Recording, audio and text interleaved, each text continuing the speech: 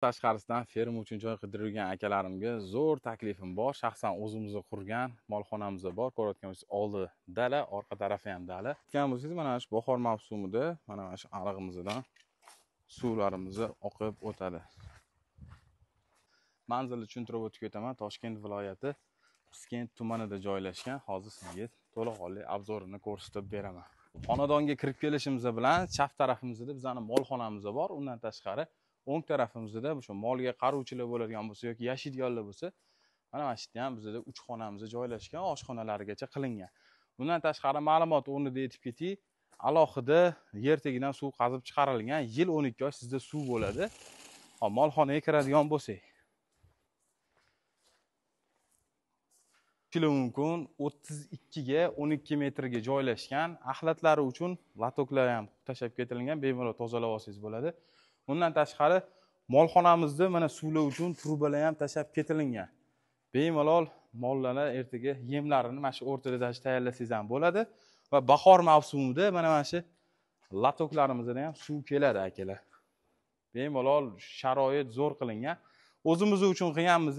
Endi bu mol boqish biznesini menimcha tepasida turib yaxshilab qaramasangiz bo'lmasa ham biz quruvchimiz, shuning uchun qurilishlarga yaxshilab e'tibor berganmiz.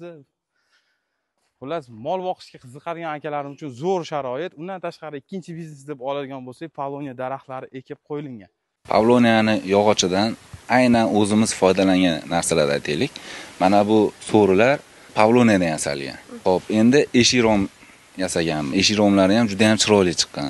Xuddi yong'oqda materialidan yasagandek chiroyli. Keyin buni ko'pchilik so'rashadi, materiali tez o'sganini hisobiga yumshoq bo'lsa kerak deb o'ylashadi, lekin unaqa emas. Bu yumshoq ham emas, o'ta qattiq ham emas. O'rta me'yorda, bemalol mebellarda foydalansa bo'ladi. Yaxshi parvarish qilinsa 1 yilda 5-7 metrgacha o'suvchi bu daraxtning yog'ochi o'ta zichligi va yengilligi tufayli dunyo bozorida yuqori baholanadi. Uning yog'ochidan uy-joy qurilishi, barcha turdagi mebel mahsulotlari. Bu gulidan yig'ilgan asal dunyoda 2-o'rin turar ekan shifobaxshligi bo'yicha. Pavloniya juda ham chiroyli gullaydi. Dunyoda eng chiroyli gullaydigan daraxtlardan biri hisoblanadi.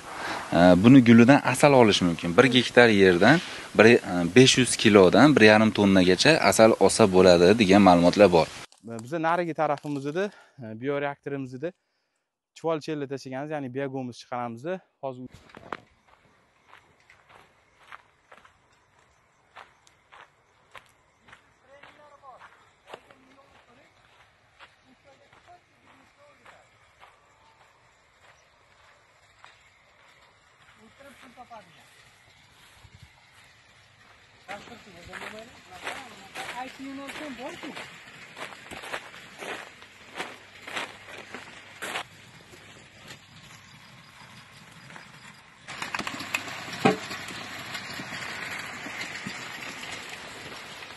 mana shu joyimiz o'zida 60 sotixga joylashgan, ikkita biznesni yonma-yon qilingan. Общий hisoblasangiz 150 sotixga boradi. Molni hamma har xil boqadi, bir xili bug'doy undirib boqadi, bir xili yoki yemingizni saqlash uchun mana bu yerda отдельный joyimiz bor. Bemalol yemxona sifatida foydalansangiz bo'ladi. Undan tashqari bug'doy undirib o'ziga bersangiz ham bo'ladi.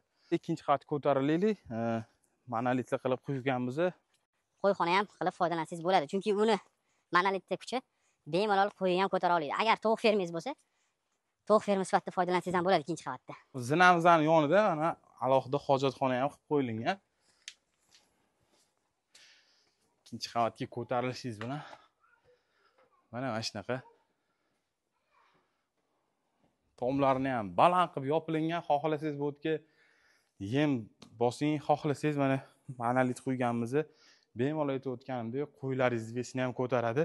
Armatura secheniyalari 12 li armatura qilib karkasda qilib bog'langan. Mana shu yerga polni betonini ham qo'lda emas, mikserda quyganmiz akalar. Kobralar kelib biz o'zi quruvchimiz, qurilish sferasida ancha-muncha qurilish normativlariga rioya qilib qurganmiz. Xullas, ikkinchi joy ketdi. Ikkinchi joy kelganmiz akalar. Biz takrorlab o'taman, Toshkent viloyati Piskent tumanidamiz. Ozodlik qishlog'i ko'rayotgan bo'lsangiz, oldi tarafi ham to'laqonli dala va orqamizda ham dala. Hozir sizga ko'rsatib o'taman. Kelganingizda o'ng qo'lingizda bir 10 ta 15 ta mol bog'lasangiz bo'ladigan molxonamiz bor. Bu joyda bizda yem saqlash uchun joylarimiz ham bor va boya bu hovlimizda ham qilganmiz, ya'ni suv chiqarganmiz. Ko'rayotgan bo'lsangiz, расширительный bachoklari, motorlari hammasi qo'yilgan. Ya'ni bu yerda ham yil o'yinlikka oy sizda suv bo'ladi va tepada mana somon taxlashingiz uchun, beda taxlashingiz uchun sharoitlari qilingan. Xo'p, bu yerda bahor mavsumida aytib o'tganimdek, ariqlarimizda hovli ichidan sizdan suv oqib o'tadi. Va mana bu nasosdan bemalol suvlarimiz chiqadi. Narigi uyda ko'rsatganmiz videoda. Yong'oqlarimiz bor, hammom tualetlarimiz va bu yoqda mana Pavonia plantatsiyasi qilib qo'yilgan. Takrorlab o'taman, bitta gullariga ahamiyat berib qo'yinglar. Mana shuni guli dunyoda 2-o'rinda turar ekan. Ya'ni shifobaxshligi bo'yicha, tabiiyligi bo'yicha. Hozir kamerada bilinmaydi-yu, mana shu yerda ham o'zini shirin hidi bor gulini. Va bu yoqda ko'rayotgan bo'lsanglar, yana uy joylashgan, kadastrlari bor. Ham yerda biz instrumentni saqlashimiz uchun joylar qilingan. Ya'ni omborxonamiz va bu yoqda bizda 3 ta xonamiz bor. 2 ta xona ekan, 2 ta xonamiz bor. Mana bunaqa dahlizi, bitta yotoqxonasi, pechkalari ham bor. Undan tashqari ham yana bitta xonamiz bor. Va ko'rayotgan bo'lsanglar, mana Pavonia plantatsiyasi. To'liq ma'lumotlarni yana ham telefonda ham beramiz. Ko'raman deganlar uchun ochib berib ko'rsatib olamiz. Qaytarib o'taman manzilni Toshkent viloyati Piskent tumani Ozodlik qishlog'ida turibmiz. Mana bunaqasiga Ohangaronning trassasi, aka adashmasam. Bekobod Ohangaron trassasi. Piskentda shahariga ichiga kirmasdan ham mana shu joydan ham bemalol kelib ketsanglar bo'ladi.